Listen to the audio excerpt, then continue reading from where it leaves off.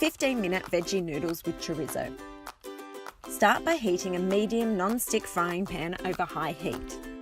Cook the chorizo, tomato and garlic for 5 minutes, or until the chorizo is golden and the tomatoes soften slightly.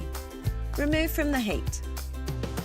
To make the veggie noodles, use a spiralizer to cut noodles from the carrot and butternut pumpkin. If you don't have a spiralizer, you can cut the vegetables into thin slices.